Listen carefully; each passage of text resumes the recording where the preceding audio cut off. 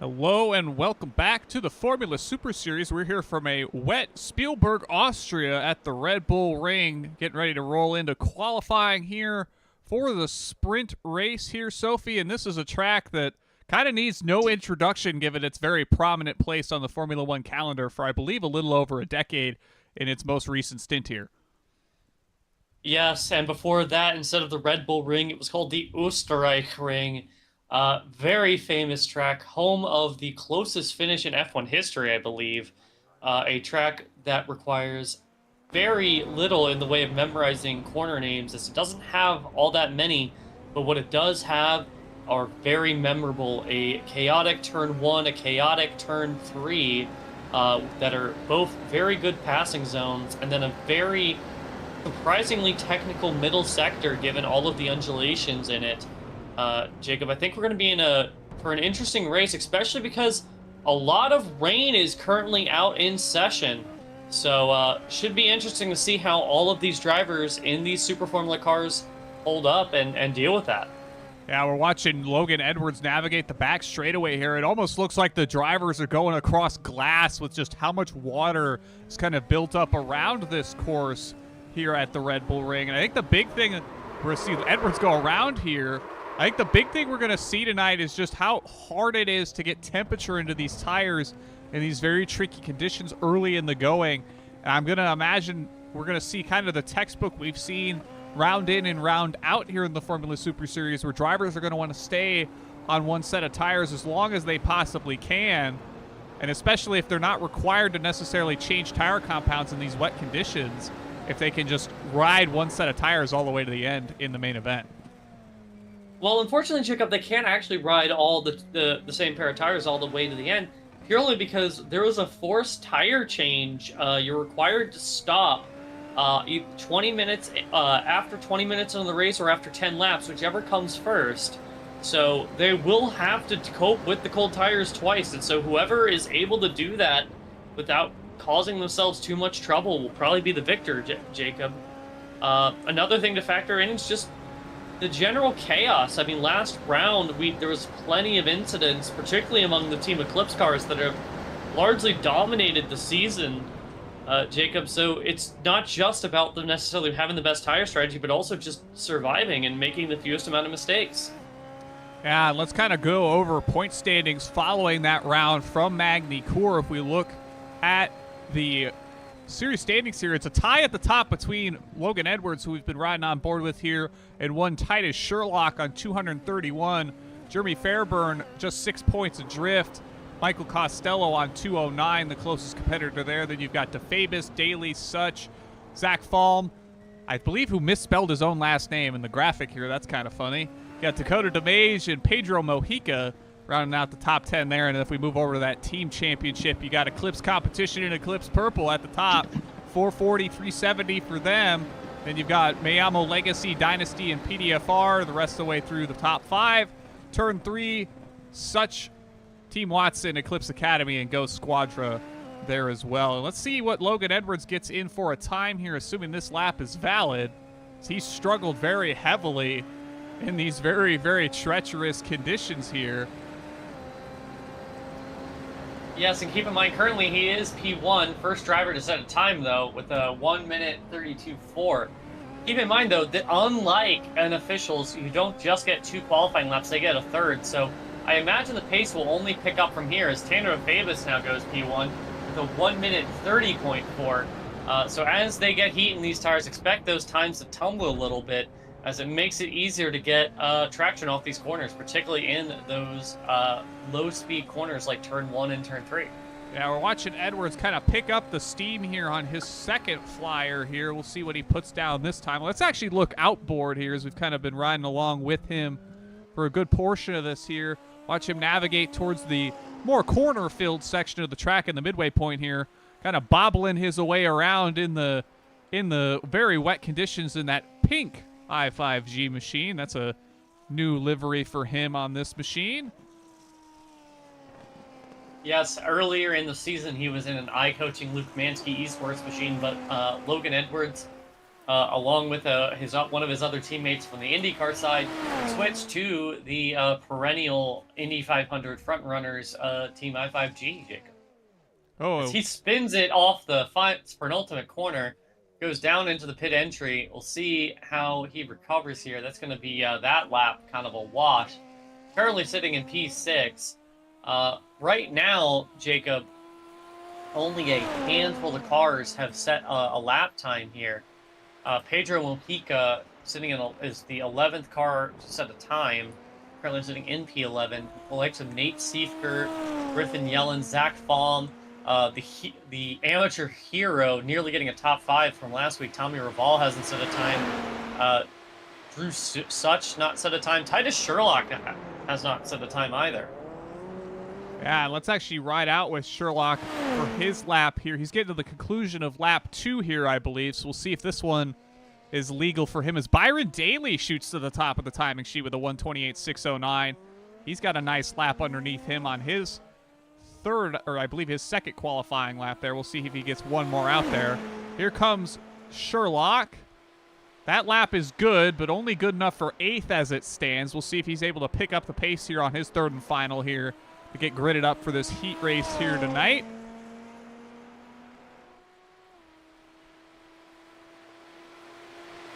I should navigate the long straight that connects 1 to 3 here.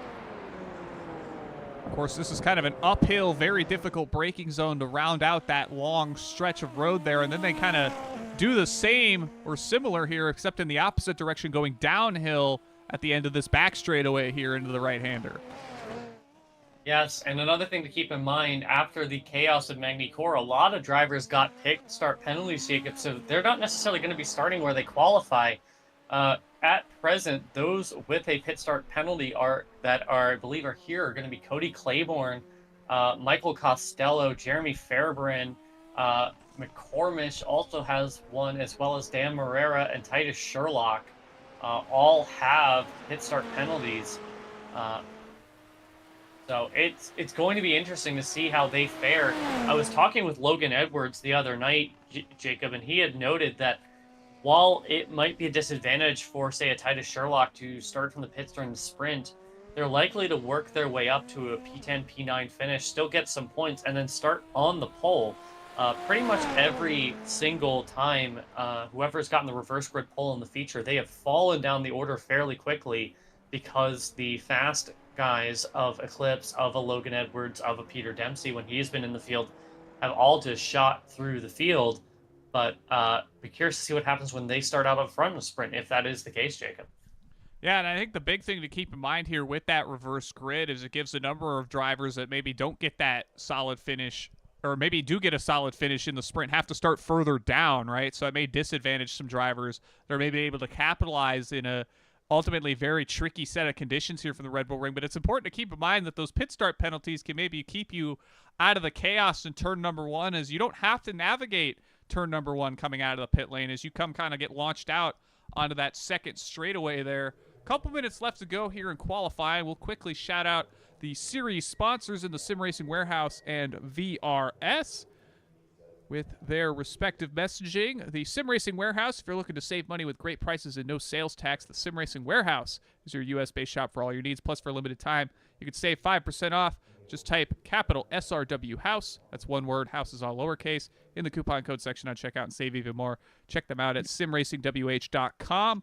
Alongside VRS, the virtual racing school, they help sim racers get fast faster by providing cutting-edge software and high-performance hardware built with insights from both real-life racers and top sim racing professionals. Check them out at vrs.racing on your favorite web browser of choice. 1 minute left to go here in qualifying. All but one machine has a lap time set. That's going to be the 12 of Nick Goyette rounding out our 22 car field tonight. He's out on the course at least trying to get a time set in before the session expires here. We'll actually see if we can find him out on the course here. There he is. He's working through the middle section here. He might be able to get to the line just in time to get this lap in. See if he gets there in time. Racing against the clock. Something we do here a good bit in the Formula Super Series with these timed events. We'll see if he's able to beat the timer here before qualifying closes. He's getting to that final couple of corners here. I'm not sure if he's going to have quite enough left on the timetable to get there, but we'll see. Yes, and it's so difficult because like he probably senses the time. He's got 14 seconds, 13, 12, 11. Probably sense that, but I think he is going to make it just in time here, Jacob. And here As he crosses comes. the line now. It's ultimately not only good enough for 21st with a 1:35.6. So let's quickly run through the starting lineup before the race begins. Tanner DeFavis qualifies on pole. Michael Costello, who has a pit start, starts alongside him in P2, although he will be from the pit lane. Byron Daly will be third. Nate Siefer, fourth. Titus Sherlock also has a pit start penalty in fifth. Logan Edwards in sixth. Christian Jasper is in seventh. Cody Claiborne, also pit start penalty, but qualified eighth. Jeremy Fairburn qualified ninth, also has a pit start penalty. Barrett Wolf started 10th. Matthew McCormish, who has a pit start penalty, qualified 11th. Then Griffin Yellen, Drew Such in 12th and 13th, Tommy Raval in 14th, Gavin Sanders in 15th, Pedro Mojica in 16th, Kyle Allen 17th, Gabriel Osseline 18th, Zach Fall, the league admin, in 19th, Dakota DeMage in 20th, Nick Goyote, who just snuck in a time, qualified 21st, and then Matt Schlosser comes home in 22nd. Cars are getting lined up on the grid, Jacob, so going to be curious to see what happens here. We await the start of this sprint race here from the Red Bull Ring in the Styrian Mountains.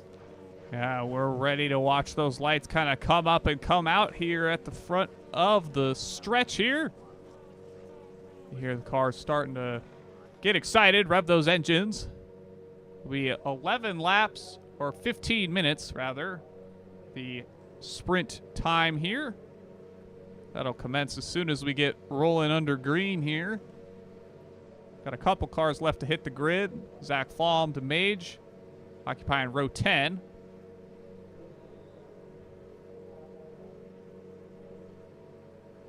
Amongst them.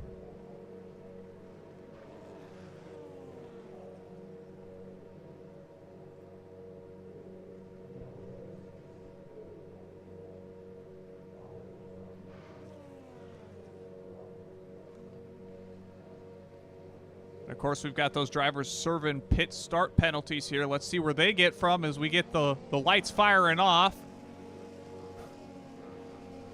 Green flag, green flag. And away we go. Caution, Uh-oh, yellow but- flags. Oh, they have yellow flagged the race here. I believe they're probably because they're scared of it being so wet, Jacob. Probably they just decided to do a wet start that way, but I believe that's going to start kicking down the timer. Jacob, that's an interesting call. The league race control threw the caution immediately, and no one took off of the line there, so Tanner DeFabis will be there. I'm assuming everyone with a pit start penalty will get an end of line. In fact, I see those clicking off in chat in the sim. So Michael Costello will be getting a end of line penalty rather than a pit start penalty. And that now has a different connotation here, Jacob, because even here under yellow, look at the spray coming off these Super Formula machines. So instead of having a situation where they're very much able to take advantage of at least a little bit of clean track, a little bit of clean visibility, they'll now be stuck behind a lot of different cars. As we see Costello kind of just pull off, let everyone go. So it'll be curious to see how that works out. I mean, as again, I was talking with Logan Edwards, and he was saying that he was concerned that what that would mean is a P10 start for the likes of a Titus Sherlock or a Michael Costello. And instead, what could possibly happen is because of all that spray, they might find themselves in trouble.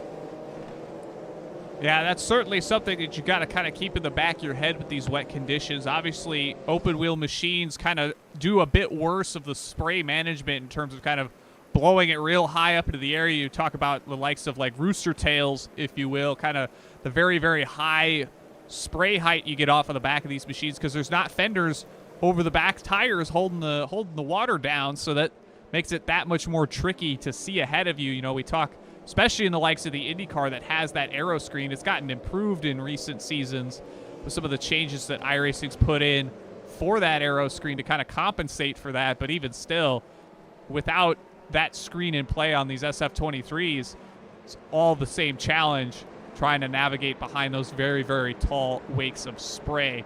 We're going to have the lights on the pace car here. Not sure if those are going to turn off before we get to the front stretch or not. So that means we're going to start the first 2 laps under yellow here. That'll leave a very, very, very short sprint by the time we get all the way back around, probably in the neighborhood of maybe a little under 10 minutes to go in the sprint here to get this round at the Red Bull Ring started. Yeah, I'm actually curious about that because, again, it really restricts the amount of time that someone who has one of those end-of-line penalties now, like a Michael Costello, it just really restricts how much time they have to make a move. These sprints are only 15 minutes long, and so you have right now 11 minutes, 44 seconds ticking down slowly, and it's going to be probably another 2 minutes knocked off, Jacob. So that gives them about 10 minutes instead of 15. Yeah, lights stay on the pace car. Not sure if that's going to mean we're going to go another time around after this. But certainly a very interesting turn of events here as we've started this sprint race under caution, kind of aborting that standing start procedure. Not the first time we've seen that. I believe we saw similar at Motegi just a couple rounds ago from the East course. Well, I actually believe that, Jacob, that it did have a standing start, but it had a caution that came out for Peter Dempsey, who stopped on track. That's right. I believe the rolling start was at Watkins Glen Cup, and not because of the rain, but because I believe of a misconfigurement in the session that resulted in a rolling start rather than a standing start. So this will be interesting to see single file at the start instead of double file. So lights are still on the pace car too, Jacob. So they might have a whole nother lap here rather than just one. So even less time for the likes of Titus Sherlock and Michael Costello. Yeah, so as we navigate this middle sector here, waiting for the field to get led back around here. We'll see what the pace car does this time around, if it indeed pulls off or opts to stay out again one more time. It's going to put it in an even tighter window for those drivers that started deeper in the field to maybe try to make a run to those top 10 places. You've got, Costello, Sherlock, Fairburn, Cody Claiborne, 17th on back. They gotta pass cars, and if you give them maybe only 3, 4, 5 laps to do it, they're going to be chomping at the bit all the harder to try to do that. For sure, Jacob. I mean, it's 9 minutes just over left in this session, and lights are still not out on that pace car. So I don't think that pace car is coming in. I think the sprint is going to be a very, very abridged version of what's already a very short format, Jacob. So that's going to fuel a lot of the aggression, and we're kind of seeing some of the drivers getting a little antsy. I was seeing Barrett Wolf, Byron Daly, and a few others just really weaving, trying to get any kind of heat in their tire that they could, because ultimately these rain tires don't work as well when it's cold. When they're cold, whether it be in the Delir IR18 or one of these Super Formula machines, when these tires are cold, they just don't grip up as well, and it's really easy to lose the car. So you're seeing some of these drivers weave back and forth, starting dragging the brake, doing whatever they can to get some heat into those Yokohama Advent tires. As we watch them navigate the opening corner once again, the lights are finally out on that BMW pace car. Puts that to rest that we will go green this time by. Be interesting to see if that tire heating helps. As even we've seen kind of even in dry conditions, a number of drivers get caught out on the cold tires, not be able to quite make as much out of those as they may have liked to otherwise. And these are very much cars that are super, super sensitive, just given how much you're trying to balance the car on the aerodynamics here. And when you really slow them up, the tire being the only thing left, and you kind of just grab a little too much a little too quickly, That'll especially be the case here in these wet conditions where you're already fighting tooth and nail for the last bit of grip that you can get out there. And Dakota Dimov spun while under yellow and fallen all down the order. Curious to see if he is let back into his previous spot or if he is going to have to start from tail end Charlie. Looks like he is not passing anyone, so I am guessing that he is now having to start behind some of the EOL cars. So that's a free position for the Eclipse machines as they're lagging way back behind the tail end of the field. So we are headed towards the green flag shortly as we round through the middle sector, the last couple of corners. Yeah, DeFabus leads Daly over Seifker, Edwards, Christian Jasper, Barrett Wolf, Yellen, Such, Ruval, Sanders, Mojica, Acelian, Falm, Goyette, Schlosser, and then you get to those the EOL starters with Claiborne, Costello, Sherlock, Fairburn, and then McComish, DeMage, and Kyle Allen at the back of that grid there. We'll see if kind of this very abbreviated race, it looks like we're going to get maybe a little over 6 minutes to go around here. So that's going to be 4, maybe 5 laps here for these drivers to make up some ground. And it's going to be buy, no sell here. Yes, BMW pace car is pulling off to the pit lane field under the control of the Eclipse machine of Tanner DeFabus. I believe he is launching now. Green flag, not yet in the air. Now it is. And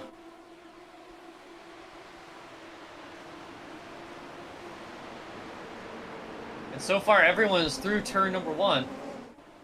Yeah, we got a car I still see the there. yellow on my screen, so it's almost like it didn't go green even though the pace car went off. Yeah, I believe Griffin Yellen went wide in turn 1 there in that Red Bull-inspired livery. Tanner DeFabus hops the curb, nearly loses it there coming out of turn 3. Byron Daly's all up on the gearbox of the number 5 machine. He pops out from the spray, trying to find any way by here. Ultimately, Nate Seifert also has a good run through the spray. Byron Daly looks on the inside of Tanner DeFabus through that right-hander. So they now head through the double left in the middle sector. Nate Seifert touches some grass, and lurking in the background is championship protagonist Logan Edwards. Yeah, I think we have an off there with Pedro Mojica, maybe? Or no? Gabriel Acelian? No. I believe that is Gavin Sanders. And then there's 4 other cars off in the gravel in the background from that incident. And I think Sanders and Titus Sherlock just made contact. That'll send Sherlock to the gravel trap, drop him down the order a ways. And then Osseline's off into the gravel through the middle sector as well. And finally, we get a green flag call after all of that. Very curious race start here for the I don't know that. I don't know what necessarily happened there. Maybe a glitch in iRacing, but they're very quick to clear all black flags so that we can just keep racing. So again, Tanner DeFabus is your leader.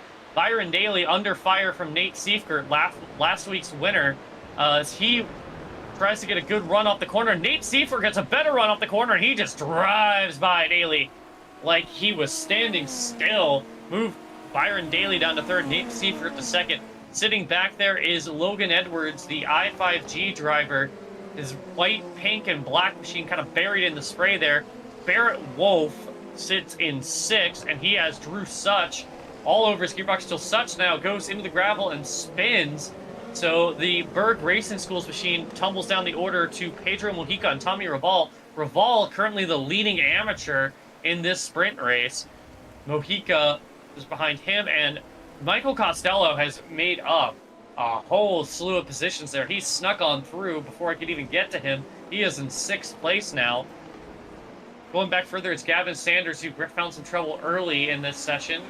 Sits in 9th. Griffin Yellen will be reverse grid pole if he can hold on from Jeremy Fairburn, who sits in 11th. And then we get Drew Such, who had that spin. Christian Jasper making his return to the series is in 13th. And then Titus Sherlock, who is having a dreadful race right now, sits in 14th. Logan Edwards has made a couple passes now as he's now ahead of both Daly and Siefker. It looks like Daly's got the meatball flag. We'll have to catch. Oh, Siefker as well. Let's see what happened to them. I heard some chatter on voice chat about that, and I was trying to run through the field here, figure out what happened, and it looks like Daly got lost in the spray. He got lost in the spray and just unfortunately plowed into the back of Siefker. Yeah, very bizarre. Siefker's kind of running in the middle of the track, maybe trying to stay off the racing line, as you know, kind of. That's going to be where the track's the hardest to navigate in these wet conditions with that rubber buildup. Well, also, it's almost like his car just was slowing down with the sheer rate of speed at which Daly caught him. Yeah, very bizarre incident between those. He was off the throttle. The engine just like cuts, and Daly just runs in the back of him, and has that scene which looks like the creation of a new Super Formula Lights machine there. Yeah, very bizarre incident for a very bizarre sprint race so far. A little under 2 minutes left to go. DeFavis leads Edwards over Costello, Sanders, Mojica, Such, Fairburn, Yellen, Ruval, and Sherlock has worked his way up to the 10th spot. That may prove beneficial for Sherlock if he can hold on to that and maybe find some footing in the main event after starting at the front for it. Then you've got Christian Jasper, Kyle Allen, Barrett Wolf, Matthew McComish, Gabriel Lassellian, Schlosser, Goyette, Falm, the aforementioned Daly and Siefker both in the pit lane with meatballs alongside Cody Claiborne and Dakota DeMage.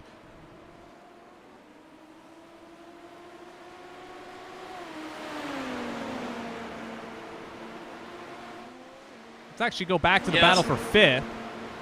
Oh! Yeah, I was going to say, Drew Such went off a little bit while being passed by Jeremy Fairburn, who's moving his way up the field. Yeah, Mojica runs it deep into turn number 3. Not sure if he's going to get a slowdown for that or not, but Such is all over the place trying to keep that SF23 pointed the right direction. Fairburn's going to get on through. He's going to have Griffin Yellen behind him alongside Titus Sherlock in that 311 machine. You see all the gravel, too, and that's got to just make getting the power down in these machines that much more difficult as you're battling wet track. That gravel already kind of introduces a very difficult factor in trying to get moving as Titus Sherlock has fallen down the order, might have had a bit of a moment heading to that corner into the backstretch. He falls to 12th. I think we're going to get one lap remaining here. Yeah, I think he's maybe one more lap here. Logan Edwards nearly lost it through the middle sector. Just want to comment on the weather here. It is absolutely raining buckets here. It is red all over the radar. That is much harder than was normally seen in officials. So these drivers having to do everything they can to hang on to it. Big winner in that whole shuffle with all the incidents here was Michael Costello. Sits in 3rd after having that end of line penalty, and he only had like 6 minutes to do all that work. So he is 12 seconds behind Logan Edwards, but very impressive from the Eclipse competition driver, Jacob. Yeah, of course, he had set a qualifying time that put him 2nd on the grid, had to take that end of line penalty to serve his kind of, well, what would have been a pit start in the sprint had we had done a standing start procedure here. Rolls his way up to the 3rd spot. That'll put him in a decent position for the sprint race here. Roll off in the 7th spot, I do believe, or 8th rather. Yes, I believe Costello will be 7th in the feature. Edwards, as it stands, will be 8th, and 9th, and DeFavis will be 10th. Sorry, Costello will be 8th. Sorry, I can do math. It will be Gavin Sanders who will be 7th as it currently stands now. Sanders, no slouch in open wheel machinery, was a title challenger in Formula Indy Series just a few months ago. Now we're going to watch this sprint event come to its conclusion. It looks like Tommy Ruval's got the closest battle on track going on with him between himself and Christian Jasper. Yes, and DeFavis and Edwards did come home 1-2. Titus Sherlock had another spin. Something must be wrong with that machinery, because Titus is not a driver that normally struggles like this, so something might be wrong with that machine. Also, some other cars limping around wounded. Barrett Wolf has a very crinkled nose and no front wing. So a lot of cars with damage as we kind of round out this sprint. A very chaotic race. Difficult to make sense of it all given how much happened in such a short period of time. Yeah, it will set up for us for a very interesting feature event. Doesn't look like the track's really dried up much, if at all. We'll see if maybe there's a time progression that occurs between these events here that maybe helps in that department. But nonetheless, very wet and tricky conditions in a very short sprint race will lead us to the warm-up period that kind of puts us in between the two events here tonight, in which we'll kind of roll through series sponsorship information once again. And that'll be none other than the Sim Racing Warehouse. If you're looking to save money with great prices and no sales tax, the Sim Racing Warehouse is your U.S.-based shop for all your needs. Plus, for a limited time, you could save with a 5% off coupon. Type capital SRW House. House is all lowercase. It's one word smashed together in the coupon code section on checkout, and you can save even more. Check them out at simracingwh.com. I believe there's a link in the stream description as well.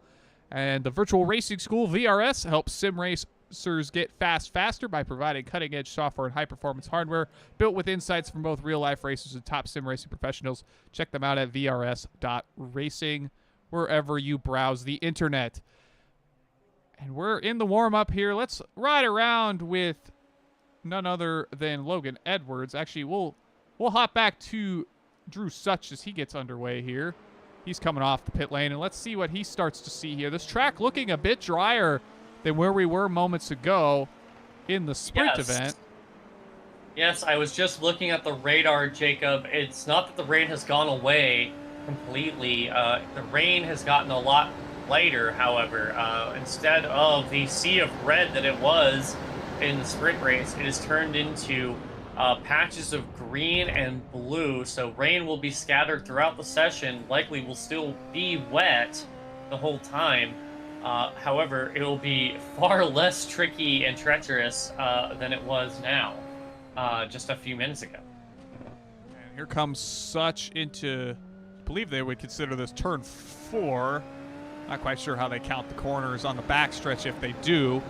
Roll through the middle couple of corners here, and you see there's not quite that much build-up on the straight portions of the track, but when the drivers start to get into the corners, you can see kind of the gloss over, if you will, of that light reflecting off that wet pavement in patches, particularly kind of in the offline areas or through the exit lines of these corners, and that's really going to be where it's the most treacherous. So I'm wondering if we're going to see drivers stick to these wet tires, even if, you know, the track's starting to dry that ever so slight little bit. I don't believe we get an intermediate tire for these things, so that maybe would be a pick people would be making if we had them, but I don't believe we have anything other than a wet tire on these SF23s. No, there is only a wet tire, Jacob, and one of the things I would highlight here as you watch Drew Such come out, one of the things to note is that the racing line here in the wet is actually more slippery than running offline. So you're seeing Such break offline and then kind of move over back onto the normal racing line to kind of square up the corner. The reason he's breaking offline is it's so much easier to lock up because all of the rubber that gets laid down in the dry kind of just acts like a much more slippery surface than it otherwise would be, especially since the pavement gets worn down. Whereas on the part of the track that's not used as much, it's still a lot more rougher and has a lot more for the tire to bite into. And so that's why you'll see some drivers running the outside line in the wet versus what you'll see them do in the dry. Yeah, we talk about how the water kind of makes the track look like glass. We can make the same comparison to the rubber, turning the track into feeling like you're driving on glass or ice or your slippery looking or driving surface of preference. As Such kind of closes it on the back of Kyle Allen here. You see both of them, bit of a bobble through the final corner there as they'll head down the front straightaway here. And look at that spray off the back of Kyle Allen's machine, even with kind of the reduction in the wetness on the course. Still see a fairly significant blow up of that wet weather tire throwing the water up into the air.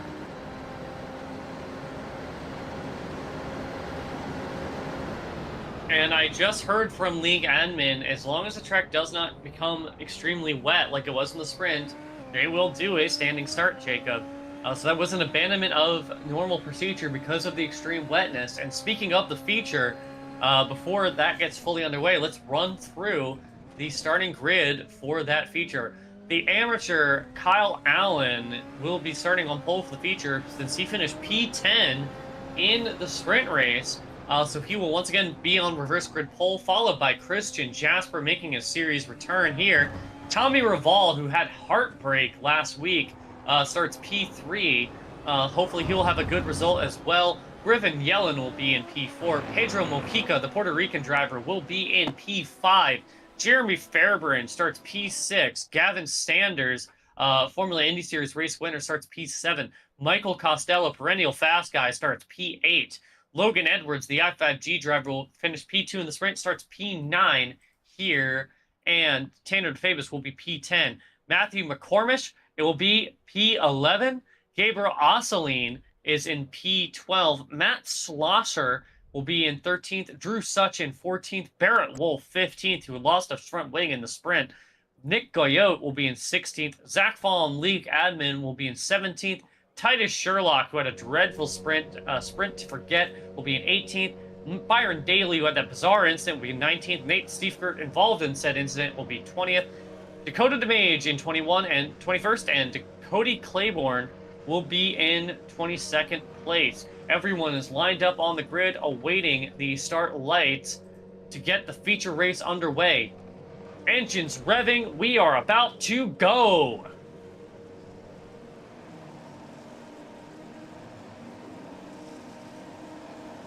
Green flag, green flag. And we're underway! Logan Edwards appeared to have a really bad start there in the midfield, got swallowed by a few cars. Everyone trying to make it through turn one cleanly. So far, all clean. Oh, some banging between the Eclipse cars. Oh, Matthew McCormish, big incident, big off. Massive, massive implications here. An Eclipse car is around. Matthew McCormish is damaged. Let's try and there's a full course yellow again in the Formula Super Series. Let's see if we can try to catch up. We were catching cars 4 wide into the opening corner there. Yeah, you see McCormish is going to be kind of a part of this 4 wide battle. I believe that's going to be the 28 machine of Drew Such there as well. And then you see the 2 Eclipse cars come to near blows there on the exit. And here comes one of them into McCormish. That'll send him into another Eclipse machine. Kind of send him back across the track. And I believe that's going to be Gabriel Asselian involved in that one, in that Williams-inspired livery. That's 3 cars, all with a tire off of them, if not more, around and backwards early in the going. That'll be Costello is involved, Fairburn, McComish, and Asselian, all with the meatball flag in the pit lane. Yes, and so really what went on there, so into turn number 1, Michael Costello takes a big dive down the inside, gets a huge run on everyone, and makes contact with Tommy Raval, and it just breaks off his front wheel, and that kind of bounces him into his teammate and then sends him into McComish, then cleans out his other teammate. Once again, just chaos in the Eclipse competition stable. I wouldn't know if I would want to be a teammate, to quote Danny Sullivan. Yeah, here we're watching on board now with McComish into turn 1 here. You're going to see one of those Eclipse competition machines just ahead of him here. He's navigating that 4 wide situation there. There's the first Eclipse contact there. And that'll send one Eclipse car into another. And then eventually McComish is going to grab one of them, get spun around, sent back into another Eclipse machine. And they're just left riding around as those Yokohama tires break off their wheel tethers and send them around in a hurry. Good evasive action from the rest of the field behind them, as these are going to be the only 4 cars involved in that incident, but obviously some heavy hitters with the likes of Michael Costello and Jeremy Fairburn involved in that incident. Yes, and so let's just kind of reset the order, take a deep breath, because we all need it after that one. So currently it is Christian Jasper on the point. Started P2, so he jumped Kyle Allen. At the start, Kyle Allen sits in second. Then it's Tanner DeFabis in third. Drew Such in 4th. Tommy Revolve survived that incident, it looks like, as he is still circulating. Does not appear to have any visual damage that I can see here on my screen, so he looks to have gotten away with that contact from Michael Costello fine. Barrett Wolf sits in 6th. Titus Sherlock in 7th. He was a big advantage from that incident there. Pedro Mojica sits in 8th. Logan Edwards in 9th after starting 9th, so he neutral ground there. Made it through just fine. Gavin Sanders is in 10th. 11th is Griffin Yellen. Matt Schlosser is in 12th. Byron Daly and Nate Seifert 13th, 14th. Cody Claiborne jumped from 22nd to 15th. Zach Falm in 16th. Dakota DeMage in 17th. Nick Goyette in 18th. And then, of course, the cars involved in those incidents. Thing to note here, if we hit 20 minutes, they can all pit, change their tires, or they get to lap 10, whichever happens first. And given how this race has gone so far, Jacob, I'm not sure which will come first. Yeah, we'll have to wait and see. Lights are still on the BMW pace car. They'll come out now, so that means this will be the last lap behind that safety vehicle. Of course, the newest one to the iRacing service. Got a very nice set of flashy boys on the top of that. I believe it's a BMW M2 that they've got there. As we watch Christian Jasper follow it around off turn number 1 here. You know it's fun when the fastest lap of the race is almost twice as fast as what we might see once these drivers get fully up to speed here later on in this event. But we've had quite the chaotic set of laps so far this evening from the Red Bull Ring. Yes, looks like Zach Palm hoping for all caution right now purely because he has the fastest lap of the race. Kind of like that weird stat, I believe it was Nikita Mazepin who got a fastest lap in that bizarre rain shortened Spa race when it was all under the safety car as well. So there's some precedence. There were some odd fast laps in these rain shortened races. Be curious to see how this gets along. Thing to note here, full course caution's not very common on road, but they've kind of become a mainstay here in the Formula Super Series with how fast everything seems to be happening. Be curious how good some of these people have gotten at restarts, since that's now become a much more common thing, Jacob. Yeah, it's certainly a skill to acquire. Obviously, we see it a good bit in iRacing officials on the oval sides of things, since full course yellows, barring lower license levels, are in play all the time. But on road courses, I imagine it's similar, albeit different, to maybe a traditional rolling start, as you've kind of got more space to play with in these single file scenarios to kind of pick your starting point of choosing, kind of compared to the vehicles around you. You don't have to be quite as concerned necessarily with maybe how you line up to another car ahead or behind you quite as much as you do, say, on an oval in a single file manner. You know, we see cars kind of gather up near the walls on those single file restarts. So we'll see what Christian Jasper's able to do as he's taken the lead from pole sitter Kyle Allen, who's once again, let's talk about him. He's lucked into a number of these feature race poles through the reverse grid, and he's done a decent job pretty much every week of being able to fight here at the front. We'll see if he can do that here once again in Spielberg. Working our way off the final corner. Sophie, take it away. Yep, Field in the control of Christian Jasper. He hits the loud pedal, starts to take off. We are underway. No weird restart nonsense now. So we are underway. Field starting to string out. Look at all the spray there. Barrett Wolf taking a look underneath Tommy Reval. Titus Sherlock following him through. Now looking to make a move on Drew Sutch. Logan Edwards making a move on Tommy Reval there in the background as well. He's looking to try and make some ground up on the championship rival here of Titus Sherlock. Yeah, a bit of a bobble on the inside lane for Edwards. Reval will get on by. He'll be under fire from Pedro Mojica now. So let's hop up to Sherlock as he looks to the outside of Barrett Wolf heading down the back straightaway here. He's going to go for the over-under here, see if he's able to get a good run off the exit here. He does. He's going to slowly inch his way forward. He gets ahead, but not quite enough to lock it up before this left-hander here. He'll have to reset and fight back for it in the 6th spot. Yes, and Kyle Allen lost 2 spots in one corner to Tanner DeFavis and Drew Such. So DeFavis is in second now, Drew Such in third, followed by Kyle Allen, then Barrett Wolf, Titus Sherlock, Tommy Raval, Logan Edwards, Pedro Mojica. Edwards trying again on the likes of Raval, the Argentine driver, holding tough in P5. Logan Edwards. Kyle Allen with massive damage. What happened to him? What happened to Kyle Allen? Yeah, he's going to pull it off into the grass here. We'll see if we can get a look at what happened to him. So here he is just ahead. I believe that's going to be Barrett Wolf and Titus Sherlock behind him here, navigating onto the back portion of the course. They're going to head towards the double right. Here they go into the braking zone.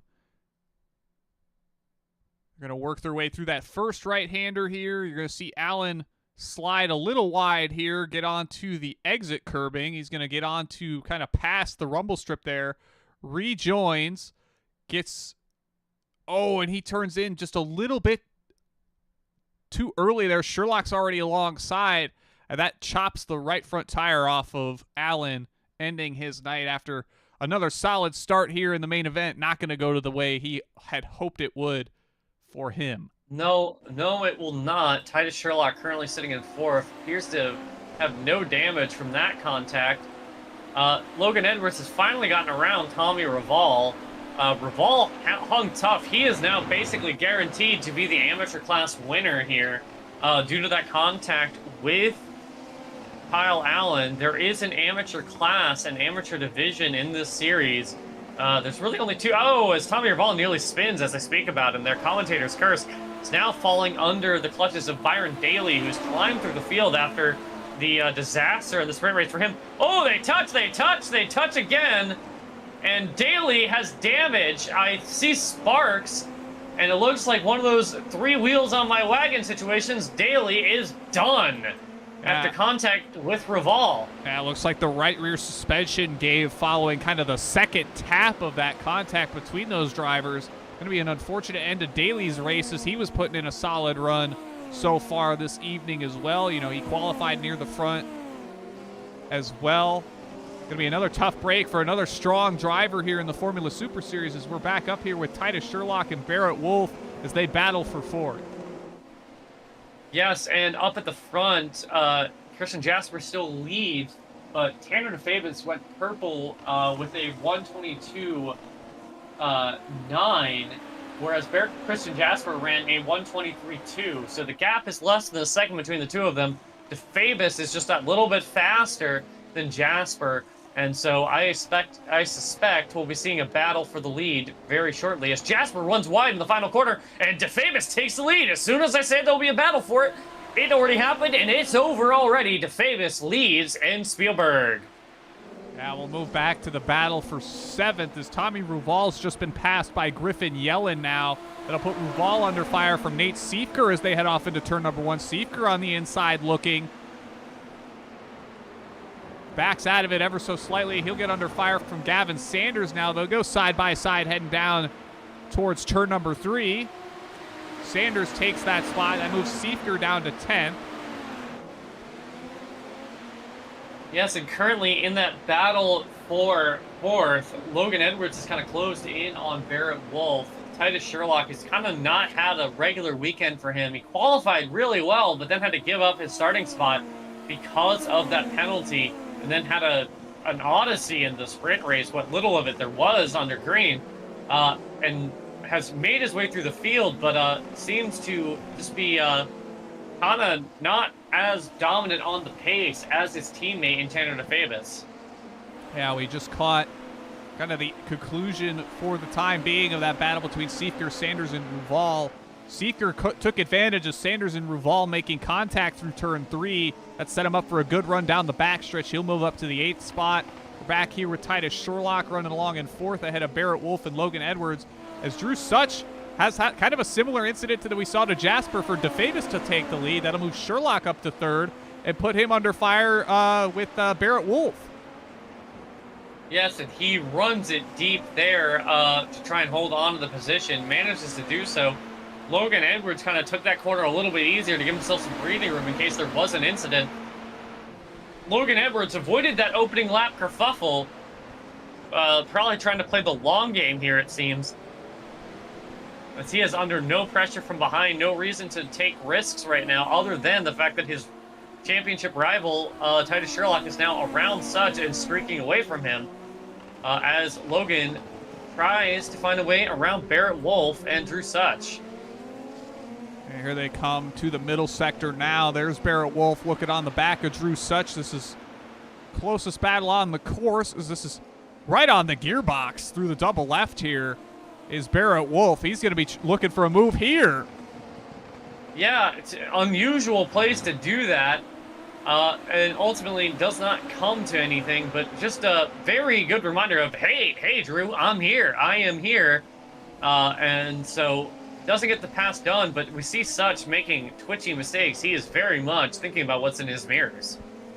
And here they come down the front straightaway once more. DeFabis has this race in hand now. Gap around 3 seconds to Christian Jasper in second. Titus Sherlock sits about 3 seconds adrift from that, as we'll get the gaps on the screen to kind of see how the battles are forming. Such and Wolf remain the closest thing on the course, as Such is gathered back up to Titus Sherlock now. We'll see if he opts to make a move at any point here. There's going to play nice here into the third corner. Kind of the four-way battle, rather, for that bottom step of the podium between Sherlock, Such, Wolf, and Edwards. As Edwards kind of just lingers off the distance there, ready to capitalize on any errors of these cars ahead. See further back, that'll be Griffin Yellen trying to hold off Nate Siefker for 7th. Yellen's got the Red Bull-inspired livery on. I'm not sure if this actually could be an old... no, this is definitely an old Red Bull scheme. It's got the Oracle logo on it. What am I talking about? Siefker. Yes, I believe it's the old Japan theme that they ran during the Turkish Grand Prix, and since they didn't go to Japan that year, Jacob. Ah, that's right. Many years gone by for that one. But he rolls along in 7th ahead of Siefker, and then you've got Gavin Sanders and Tommy Ruval holding down the last portions of the top 10, kind of running the rest of the way through it. You got Mojica, Schlosser, DeMage, Claiborne, Zach Falm, Nick Goyette. Last cars still moving out on the course. Byron Daly, Kyle Allen are at least in the pit lane repairing damage. We'll see if they get back out on the course at some point.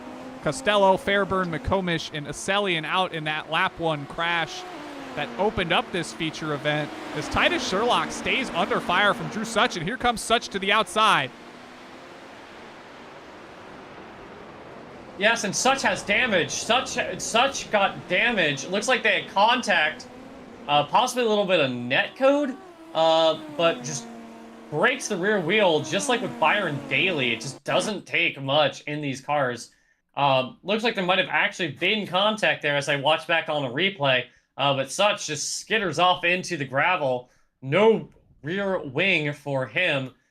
So that's going to move Logan Edwards up into 5th. Titus Sherlock now has a lock on that final step on the podium, possibly at the cost of the wrath of race control if they feel he is at fault for that incident. Barrett Wolf is in 4th, trying to hold on to his coattails. And then it's Logan Edwards, who drifted back a little bit, probably getting spooked by that incident there. Someone who isn't spooked is Tanner DeFavis, who went purple the last lap, and actually just went purple again with a 1:22.0. He is streaked away by over 5 seconds from Christian Jasper here in this feature race. Putting on an absolute wet weather driving clinic right now is that Eclipse competition driver. Yeah, we'll ride the rest of this lap on board with DeFabis. You hear very long while for him to get back into throttle off turn number 3 here as he gets onto the back straightaway. And look at how just generally dry the straight is here. You don't really see the water build back up until you get into some of these corners here. You're going to see a bit of a bobble at the end of the back stretch here, but then kind of see the water on the exit line on either side of the track here through the middle portion as we get to that double left. Here he comes through that. You see right along the rumble strip is kind of where it's wet, and then maybe in the middle kind of dries off ever so slightly, and you see he's kind of trying to work his way, just getting enough in the water to keep the tires cooled down and then going as fast as he possibly can, getting on that throttle pedal. So he'll work to the final couple of corners here. And there you see it. Now there's actually precipitation in the air. So that's another challenge you kind of have to navigate, is every corner is going to be different just given where the clouds and the precipitation is coming from. Yeah, I was going to comment, Jacob, that I've been looking at the radar, and right now we were in a little spot where there wasn't any rain on the radar, but then everything around it was blue. So we'll be having some scattered showers off and on, so they will be using these Yokohama tires, as once again we see the rain pick up here as DeFamis circles around the Austrian Grand Prix circuit here at the Red Bull Ring. Now we drop back to Titus Sherlock. He's traded one car, hunting him down for another as Barrett Wolf has closed in on the driver of the 311 Eclipse competition machine. They'll head down the backstretch here. You're going to see a car just up ahead here. I'm not sure if that's a lapped vehicle in front of them. Or no, I believe that's Christian Jasper in second place. They've been catching him little by little. Well, that'll make it an interesting three-way fight potentially for second if they're able to reel Jasper on in. Obviously, we've seen Jasper struggle, and that's ultimately how DeFamis got through coming off the final corner a number of laps ago.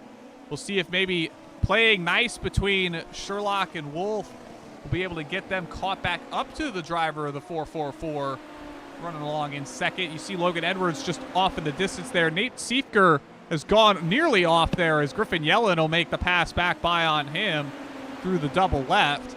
That'll make Siefker have to reset and go for another move there. And then you kind of see the rest of the field's relatively spaced out, including the likes of Zach Falm off the back of Dakota DeMage running along 12th and 13th. Gaps around 3/4 of a second for them, as we watch Siefker try to hunt back down Griffin Yellen for 6th. Yes, and Logan Edwards has kind of fallen away from that spot, that battle for 5th. His lap times have kind of... He's still running the best laps that he has run all session, but it's just the pace has picked up for everyone else.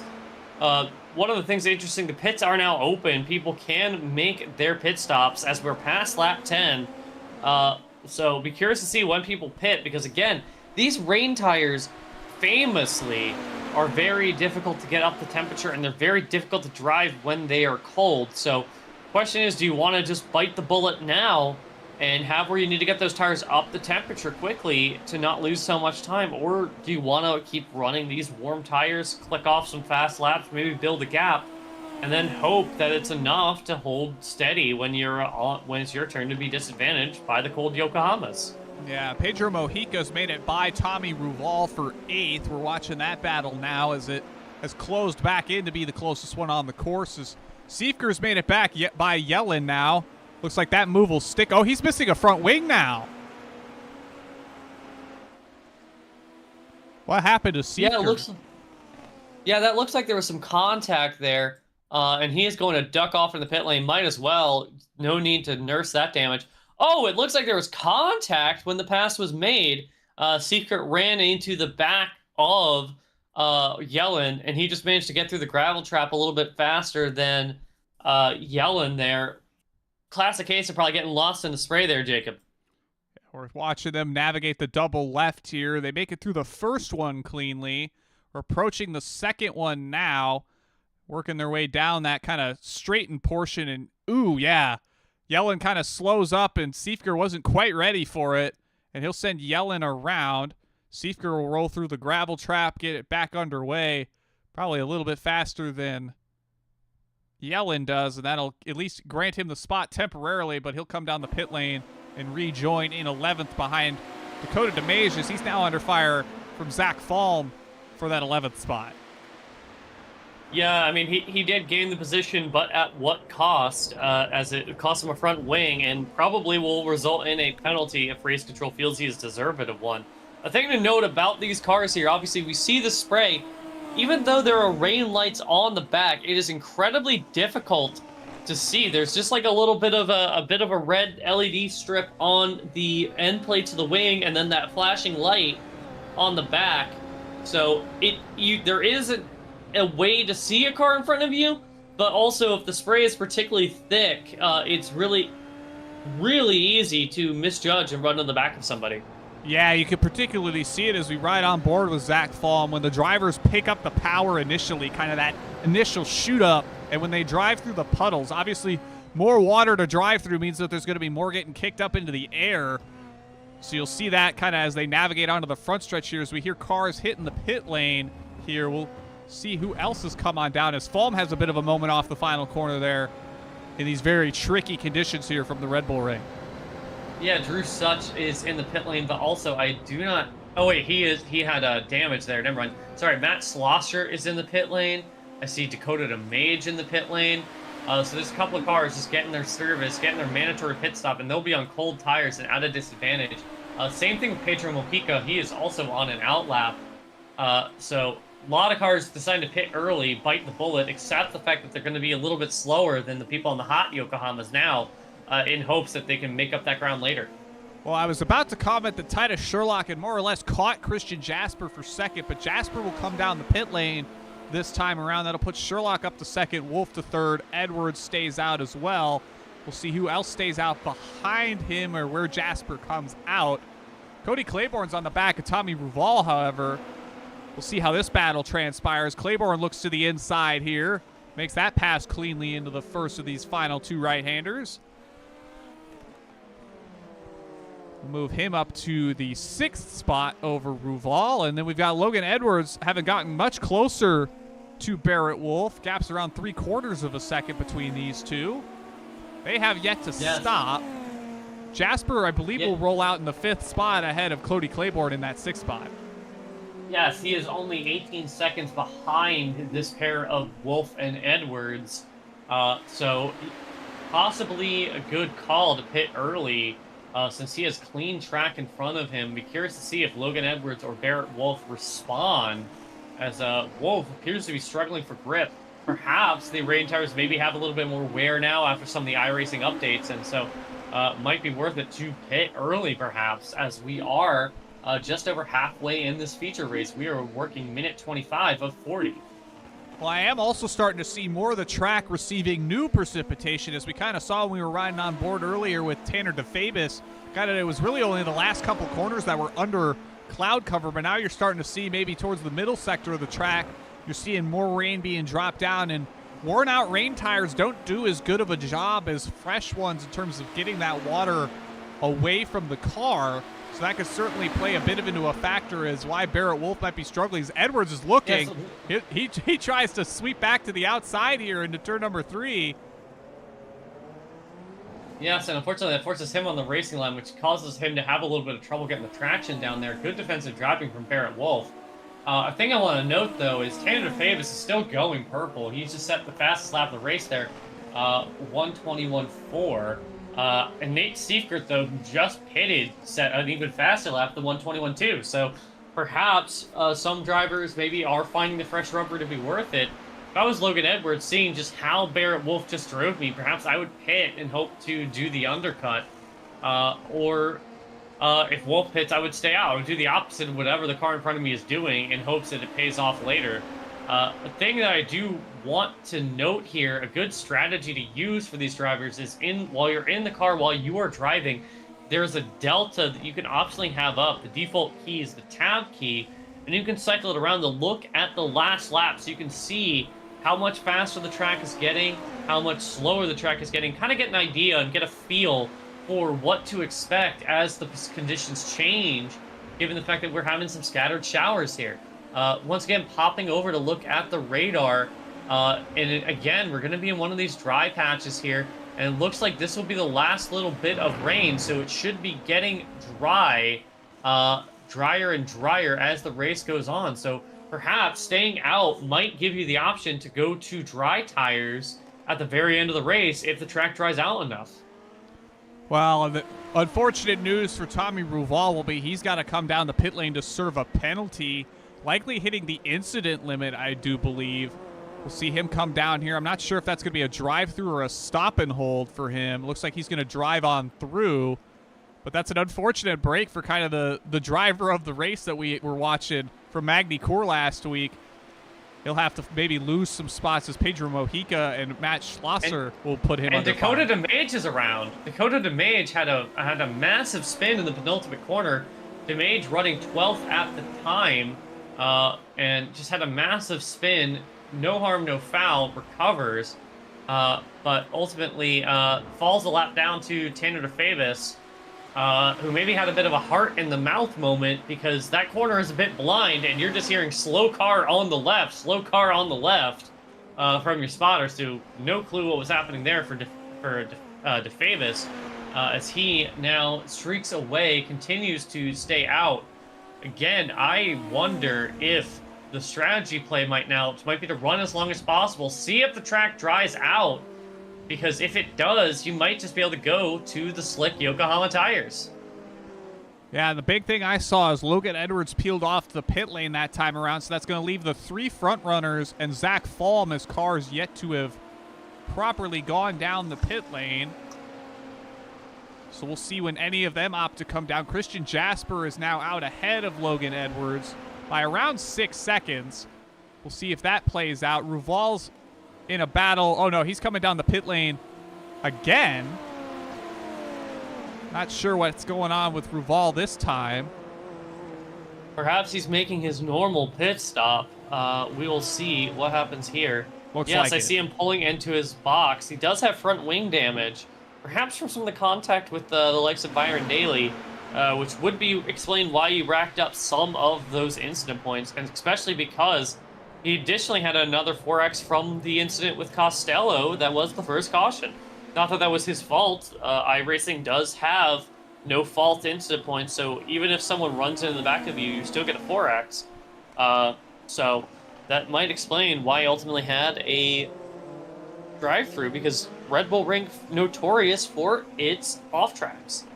We're kind of back to the battle that he would have been just a part of before coming down the pit lane for real that time, and that's Mojica, Schlosser, and Claiborne working around in the 7th spot. We've got 14 cars still circulating. It's going to be only just 9 of them on the lead lap. That's actually the last couple of them we're watching right here is Griffin Yellen, Dakota DeMage, Goyette, and Ruval alongside Zach Falm are at least all 1 down. Falm 5, the rest of those 1. As Mojica is slowly starting to inch away from Schlosser behind, as Cody Claiborne has started to pick it back up a little bit this time around, trying to hunt back down for that 8th spot.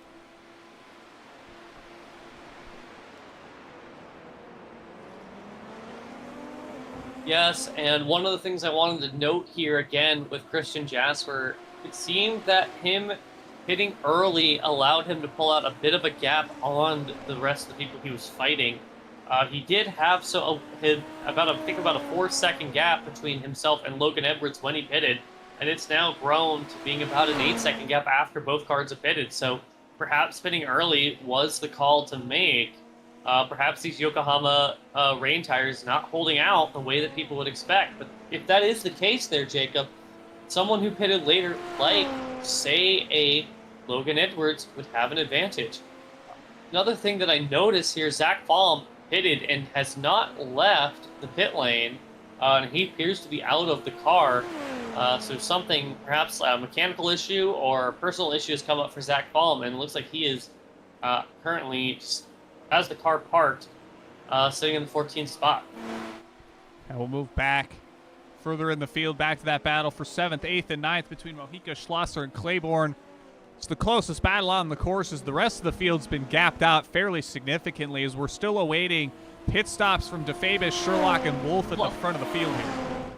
Yeah, and Schlosser runs wide there. Claiborne goes around, gets the 8th position from Schlosser, and tries to hunt down the Puerto Rican driver in that number 14 machine of Pedro Mojica. So Cody Claiborne in the Uma Musume machine certainly has got the bit between his teeth now to try and make up another spot to find his way into 7th place.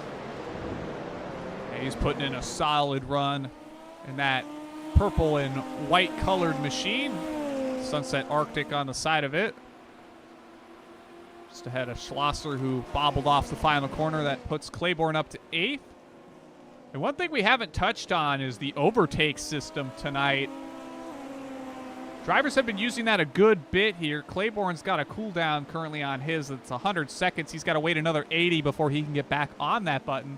Let's take a quick look at what we've got left in terms of that button value. DeFabis on 94, Sherlock 71, Jasper 123. Wolf is on it right now, so his tick's down. Edwards 124. Siefker just locked in, pushing his. He's ticking his down a little over 80.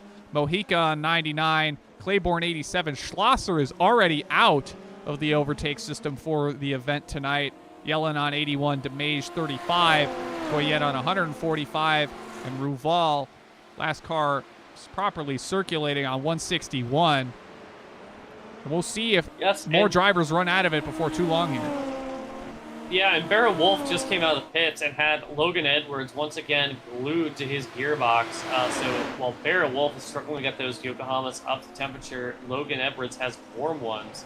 And we see that as Logan Edwards, again, through those double left-handers, taking the wider line to try and get as much grip as possible.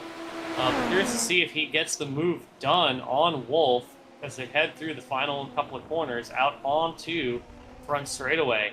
A reminder, again, unlike in the IndyCar, you can't just mash the button whenever you feel like it.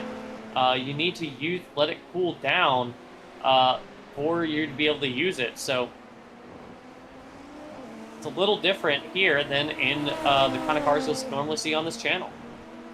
Yeah, Edwards' cooldown just expired. Wolf has about another 10 seconds before his will come off. That means they'll likely both have it heading onto this back straightaway. We'll see if either opt to use it. Doesn't look like it.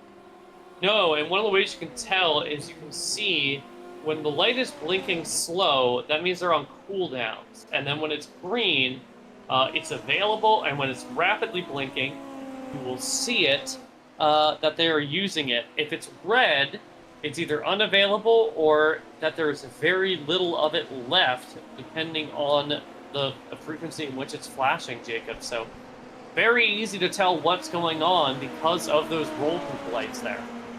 Yeah, and Wolf has started to stretch a little bit of ways from Logan Edwards as Edwards starts to close back in the closing couple of corners here. Gap's around 0.3 of a second as they've caught the lap machine of Nick Goyette just ahead. Goyette's going to fade to the inside here, let these cars on through. Class act for Goyette to let these guys battle it out here for position inside the top 5. That does, however, give Wolf a bit of a gap as Nate Siefker will go purple with a 127.82. He's putting down some quick ones on this relatively now older set of Yokohama Admin tires. Yes, and that kind of lends credence to the fact that these tires hold on better than one would normally think. It was kind of just strange because, again, Siefker set the fastest lap while taking it away from DeFavis, who was on older tires. So, again, I think DeFavis has yet to pit. Actually, in fact, he is pitting right now as we speak, the leader on pit lane. So he is finally getting off of those tires. As we have only 5 minutes left in this race, I believe he has pushed it as long as he could. Probably doing the thing that I was suggesting of looking to see if how much the track dries out now that it's no longer raining. But ultimately, wet tires are going to be what it needs to be. So it's got a good long gap back to Christian Jasper here, who the car he is fighting for position at 14 seconds behind. And then Titus Sherlock, his teammate, is 11 seconds back. So he's got a bit of a ways to go in case he has some moments on cold tires. Yeah, just a little over 3 minutes to go here as we kind of get to the 3:30 mark, rather. Titus Sherlock peeled down the pit lane with him. That puts him kind of within spitting distance of Christian Jasper. You see Jasper in that yellow and red machine just behind him now. And that'll be interesting to see if Jasper on the kind of warmed up tires is able to catch Sherlock here and maybe make a pass for position late in the going. As Logan Edwards, they make contact. Logan Edwards is trying to move around the outside of Barrett Wolf, and Barrett Wolf and then made contact. Logan Edwards now has a damaged front end, and look who's lurking in the background, Nate Siefker. So Logan Edwards has to hold on for another just over 3 minutes with a crinkled up wing if he still wants to have a top 5. His championship rivals in P2, he is trying to do some damage control right now, it seems, for the driver of the 09 i5G machine. Yeah, just tried to crossed back into line and misjudged it ever so slightly, does Edwards. That'll give him some damage on the front end of that SF23 as he navigates into the final couple of corners this time around. A little over 2 minutes to go now, so I believe we're going to get maybe the one lap call the next time around as DeFabis has worked his way towards turn number 3. He leads Titus Sherlock by about 12 seconds. Maybe a little longer than that, depending on where you catch them out on the course. But Christian Jasper has got within a second of Sherlock. We'll see if this lap is a bit more representative for Sherlock, as that last time out was his first lap on these new Yokohama tires. But Jasper might get a shot at it. What a good run from Christian Jasper. Not necessarily the fastest in terms of his qualifying pace for the sprint, but had a decent enough result to get himself a good starting spot. Outside pole for the feature, took the lead away from Kyle Allen, and then has had the pace to genuinely lead this race on merit and to run on the podium places on merit. So good run from the 444 machine. Yeah, he's continuing to lurk in the distance behind Sherlock. Gap sits around 9/10 of a second now before they close into these right-handers here. Close this lap out. We'll catch back up to Tanner DeFabis, who's working his way through turn number 1 now off the final corner. Don't believe we got the white flag this time around, so we're going to get one more after this, but DeFabis has continued to stretch this lead out as it sits a little over 13 seconds now. We'll hop back to that battle for 8th, 9th, and 10th as that's heated up. Griffin Yellen making his way by Matt Schlosser. They're all over each other, though, for that 9th spot.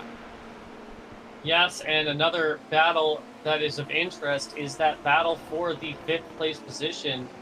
Logan Edwards still hanging on to Barrett Wolf, but Nate Seeker is also lurking there. So final spot in the top 5, and the 4th place position still up for grabs as we enter the penultimate lap here. Logan Edwards currently on the button, trying to stretch out any kind of gap, maybe try and solidify as both him and Barrett Wolf are on. Barrett Wolf runs wide. Barrett Wolf runs wide. Logan Edwards slides on through, and so he will get the 4th place spot from Barrett Wolf.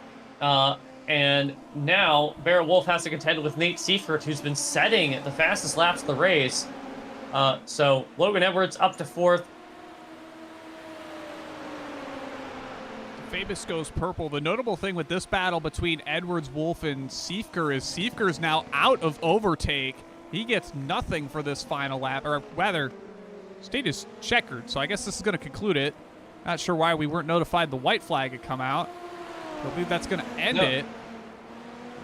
Yes, with Tanner DeFabis being your winner, Titus Sherlock in 2nd, Christian Jasper your 3rd place finisher, Jacob. So, yeah, a bit of a strange one with the way the calls came out there. Logan Edwards doing the damage control he needed to do to keep his title championship going strong and coming home in 4th. Now we'll watch from the flag stand here as the rest of the drivers get to the finish line here and run you through the finishing results here from the Red Bull Ring.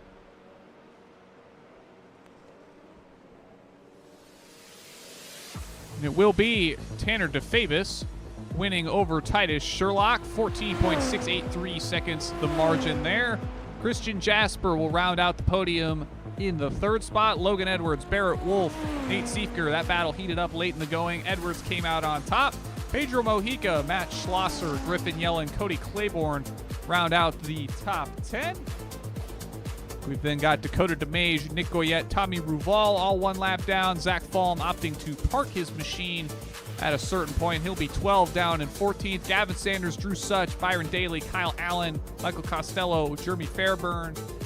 Then the likes of Matthew McComish, Gabriel Asselian, all out due to incident from the Red Bull Ring this evening. We'll have a number of drivers we'll get to talk to here from the podium at the Red Bull Ring here. We'll get an idea of what they have to say from this very interesting race we had tonight. Yes, and the 2 remaining Eclipse competition machines doing a dual burnout here on the front straightaway. DeFabis having a bit of a moment during his knocking off the front wing. So thankfully, race is already over. It doesn't matter that he has knocked that era components off. So excellent drive from DeFabus. Excellent drive through the field for Sherlock, and a great run from Christian Jasper to round out the podium. Yeah, let's actually see if we can find his machine out on the course here. There's the 444 of Christian Jasper. He's already ready to go here for his interview. We'll get him on up here momentarily. Christian, Jacob Collins, Sophie Connell, P1 Broadcasting. You got us? Hey, I got you. Well, it's quite the reappearance for you here from the Red Bull Ring back up on the podium.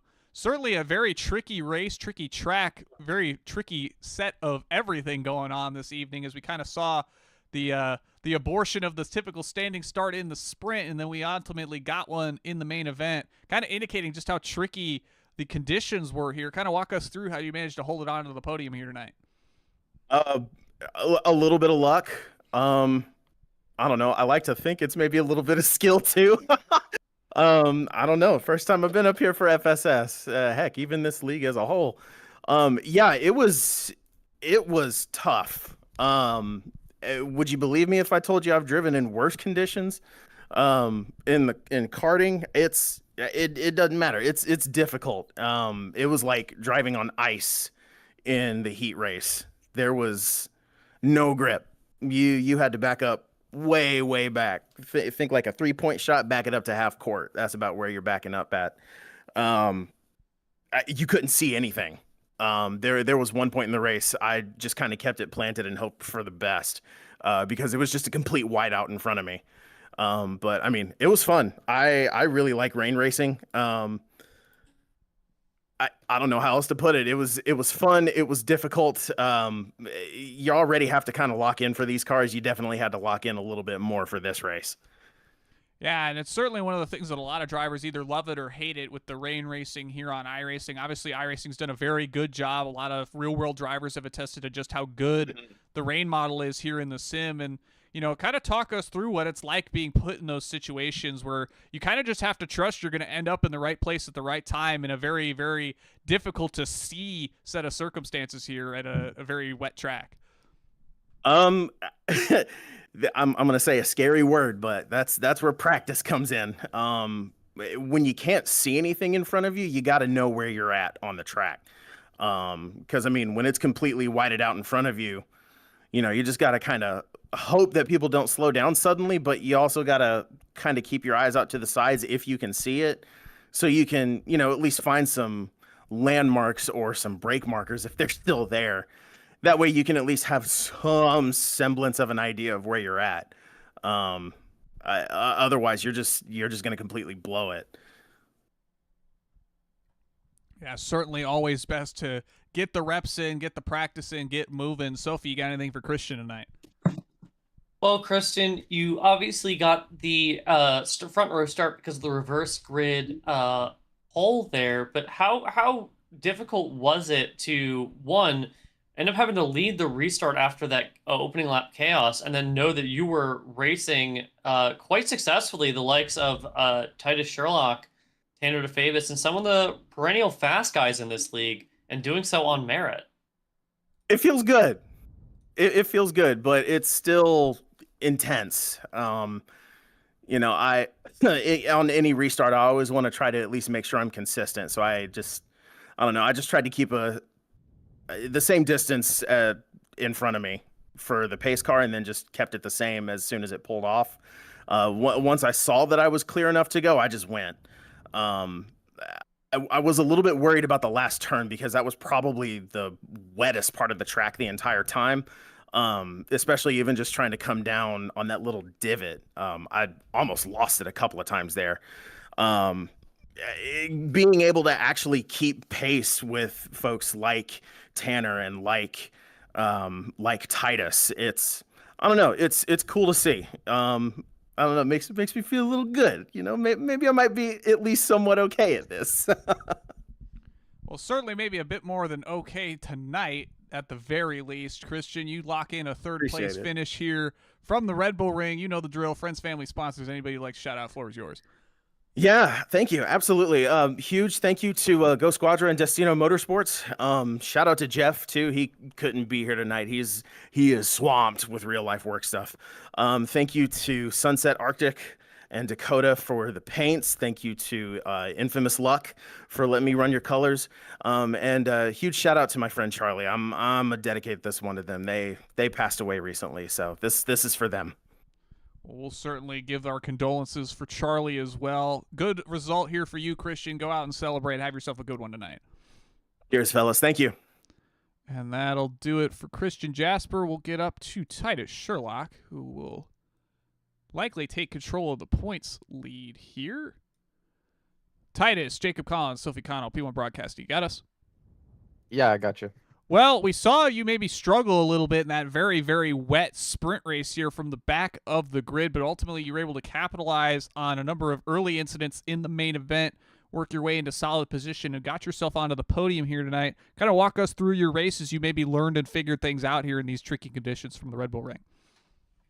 Yeah, in the first race, it was obviously very wet, and then I got damaged at the first lap at turn 1, which made it even more difficult to brake. My rear toe was quite out of alignment. My front wing was damaged, so this made it even tougher. And then yeah, I definitely made a stupid mistake on the last lap and went to last. So it is what it is. But yeah, 18th to second in the feature is not too bad. So good recovery for points. Yeah, I didn't really do any practice for this race, so I was kind of figuring out as we went, and then kind of halfway or maybe like the last quarter of the feature race, I kind of got it figured out and started to not be so slow because I really wasn't that fast.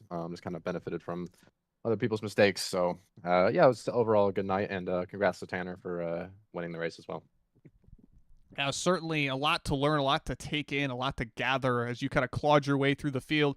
Maybe talk us some of the things you figured out trying to learn the conditions, learn the track in tandem here, get it all put together for the main event here tonight. Obviously, you passed a good bit of cars throughout the proceedings tonight, so that maybe gave you an idea of where you were able to find some advantages over your competition tonight. Yeah, it's just about finding where the grip is, and the rain in qualifying and the rain in the first race and the rain in the second race are all very different from each other. So it'd be pretty adaptive, and just kind of figure out where the grip was. Even in the last race, like the last corner was kind of slowly getting slicker and slicker, so you just kind of had to adapt to that. And yeah, just kind of figure it out. I think if I would have put a bit more time into practice this race, maybe I would have been a little bit better off. But I didn't have time to, so it is what it is. And congrats to Tanner as well. Good day for the team. Unfortunately, the other Eclipse cars got caught up in something else, so that's a bummer. But still, a 1-2 is solid. Yeah, certainly always good to get a solid result, even in spite of some of your teammates struggling with incident here tonight. Sophie, you got anything for Titus?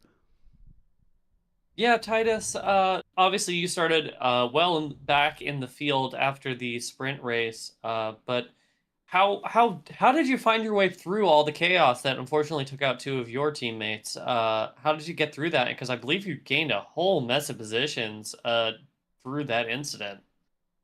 Yeah, I gained about 12 spots in the first corner, the first corner and the exit to turn 3. So just had a good launch off the line. I pretty much just didn't give it any gas and just kind of pulled away like I was in the pit lane, and I passed quite a few cars doing that. And then just went really low in turn 1 and got a good exit and just kind of passed everyone on the straightaway. And then of course there was that crash, which gave me like 3 more positions on top of that. So yeah, surprising that was the race where I didn't get any incidents because it was pretty crazy. But yeah, happy to have cleared that. And then yeah, I think I was in 7th on the restart, and then unfortunately I kind of got stuck behind a few cars that were a little slower and kind of lost the leaders. Cleared got back to Jasper at the end of the race, but yeah, but at that point Tanner was too far. He was really fast anyway. I don't think I would have beat him today, no matter what. So I think P2 was the best I could have done.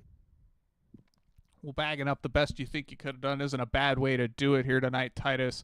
P2 for you, you know the drill. Friends, family, sponsors, anybody like shout out, floor is yours. Yeah, as always, all the Eclipse guys, we're mostly getting ready for Sebring right now, so none of us practice too much for this, but looking forward to doing that this weekend, and looking forward to the next race in this series as well. It's all getting quite close in the championship now, which is quite fun, so looking forward to the rest of the season. And of course, thank you to all the admins and the broadcast team and everyone that gets the series running. Yeah, we'll certainly be looking forward to the championship continue to heat up in the last couple of rounds here in the Formula Super Series, Titus. We'll catch you at the next one, wherever that may be. Thank you. See you soon. That'll do it for Titus Sherlock. We'll bring up winner this evening, Tanner DeFabis. He's been making the rounds here in the Formula Super Series. Tanner, Jacob Collins, Sophie Connell, P1 Broadcasting. You got us? Yep, loud and clear. Well, it's another great result for you here tonight from the Red Bull Ring. You were able to kind of get to the front of the field with relative ease after starting at the tail end in the feature event tonight. Worked your way back up to the top spot relatively quickly. Big gap between yourself and your teammate Titus Sherlock. Kind of walk us through maybe what you figured out to really pull out that edge here from the Red Bull Ring. Yeah, it was a really tricky. Just took a lot of laps to really learn the track and just kind of know where the grip is, because it really seemed like the grip was just a little tiny bit offline, and it always felt like uh, it was very just grippy there. It always felt pretty good there, and just kind of moved the bias a little bit back just to help the front not lock so much. So yeah, I don't really know how I pulled what I was pulling today, but hopefully I can just continue to do that, because that was awesome. I think that's my first sweep. So yeah, really fun. Being out in the front. So yeah, it was a pretty good race. Yeah, you kind of walked us through maybe some bias adjustments and some other things you were doing inside the car. Can you maybe walk us through maybe some of the things you were figuring out as the laps progressed, as the track kind of evolved? We saw kind of rain pop in and out in various spots, the track start to dry in very interesting ways, particularly on the straightaways. It didn't really look like, at least when you were traveling in a straight line, there was that much built up on the ground, but when you get to the corners, you kind of see it spot up on entry and exit. Kind of walk us through maybe some of the things you were spotting out there from the cockpit. Yeah, it was incredibly tricky just because of how different the track felt from practice, from qualifying, from sprint race, and the feature. I think the worst it was the sprint race, because you could be driving in a straight line and it just felt like you were hydroplaning. It was incredibly scary for the sprint race, so just had to minimize the mistakes and be really safe with how you drive the car. But yeah, for the feature, it felt fairly consistent and pretty good. So yeah, just felt really good after the sprint race. Certainly always good to get a big boat of confidence heading into the main event. Sophie, you got anything for Tanner tonight? Well, Tanner, obviously your teammates had some troubles there. How difficult was it to kind of try and, one, make your way up to the front at the start of the race, and also just kind of maintain your focus and keep on top of the track that was evolving? How were you kind of deciding your pit strategy and when to get off those rain tires, knowing how difficult they are when they're cold? Yeah, it was incredibly tricky, because I figured there was no point in really pitting early, because if you pit early and you go on wets and somehow the track does just get dry enough, then you'd have to pit again for dries. So the whole plan was really just to play it by ear and just really feel the track as we went on in the race, and it always felt fairly consistent. And the spotter also helps you you know tell you how the weather is, so that helps a lot. And it was weird because I don't know if I had some sort of glitch or something, but I couldn't actually see the rain falling. I could see it, like I could see the drops on my car, so I could tell when it was kind of raining in some areas, uh and sometimes when it wasn't in some areas. So that was something to really just watch, because that's super important, of course. But yeah, it was I mean, that was mostly it for the strategy. Just to kind of just play it by ear. Um, Never really went to slicks because just wasn't dry enough. But that honestly was probably best, because if it was just a little bit wet with this track and all the elevation change and just how you have to go offline, it would have been really sketchy if we had to go on slicks. But thankfully we didn't. So yeah, it was a good race, I guess, from that standpoint. Yeah, certainly a lot of things to take in. Technical gremlins, the track varying so ever so wildly throughout the course of the evening, but ultimately you were able to adapt the best out of anybody here tonight. Tanner, friends, family, sponsors, anybody like shout out, floor is yours. Yeah, shout out to whole Eclipse team. This can't be possible without them. So yeah, shout out to whole Eclipse team. Any friends and family that are watching back at home, all of our sponsors, of course, and shout out to Titus from getting a 1-2 finish at the end there. So yeah. Good result once again for you, Tanner. We'll catch you next time out at the Hockenheim Ring, where we'll be taken, I believe, to the 6th round of the season for this series. Have a good one. Go celebrate. Thanks. That'll do it for Tanner DeFabis and Sophie. We've had ourselves quite the evening here from the Styrian Mountains in the Red Bull Ring. Closing thoughts from you. Obviously a very tricky race with the wet weather conditions, and we'll be going to a track that's kind of been most notably recently for a very wet race. I believe the 2019 German Grand Prix was affected by a very heavy amount of rain. Caught a number of drivers out, the likes of Sebastian Vettel amongst them. What are you thinking we're going to get heading into that one? Well, depending on the weather, it could be an amazing race at another historic venue with incredibly inviting passing zones, but also a lot of high-speed, high-commitment corners.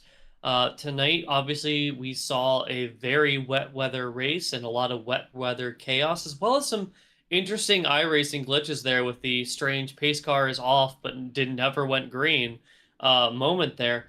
But again, all in all, an excellent race once again here in the Formula Super Series.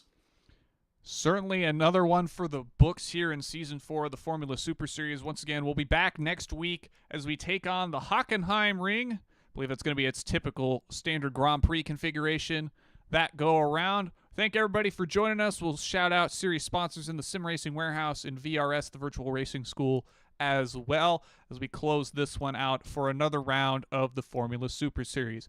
Have a good night, everybody. We will catch you next time here in the Formula Super Series.